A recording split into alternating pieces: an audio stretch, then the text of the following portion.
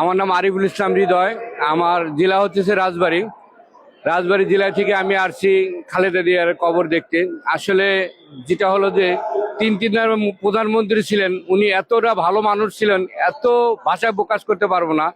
সেই জন্যই আমি আসছি ওনাকে দেখতে, ওনার কবরটা দেখার জন্য। অনেক ভালো লাগলো আসার পরে। আর এখনো আজকে শুক্রবার জুমার নামাজ পড়ে আসছি, দেখছি যে হাজার হাজার জনগণ দেখতে আসছে। আসলে খুবই ভালো লাগতেছে আমার ভিতরে।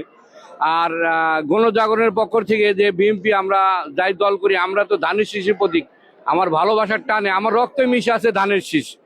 এই ধানের শীষের কারণে আমি এই জায়গায় আসা দেখা।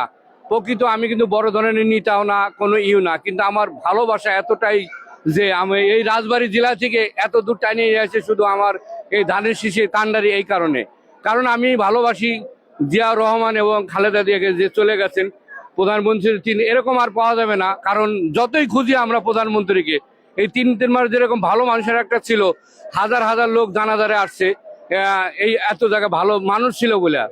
এই জন্য বলতেছি যে আর তারেক জিয়াও ইনশাল্লাহ ভালো দেশ চালাবে আশা করি।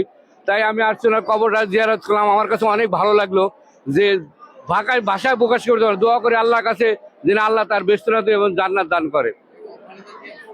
খালেদাদের এই কাজটাই ভালো করছে, যেরকম ওলামা একরাম যারা মানে পীর মৌলার যারা মানে যারা মৌলানা আর কি, উনাদেরকে এত ভালোবাসতো। যেমন উনি যখন আমার ক্ষমতায় ছিল, আমি দেখছি কখনো মানে ওনাদেরকে কখনো খারাপ ব্যবহার করে নাই।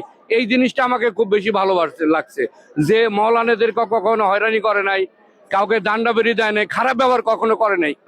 এই জিনিসটা আমার এত ভালো লাগছে, এই জন্য আর কি ভালোবাসা।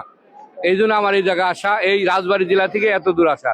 গণজাগরণের পক্ষ থেকে অনেক অনেক ধন্যবাদ।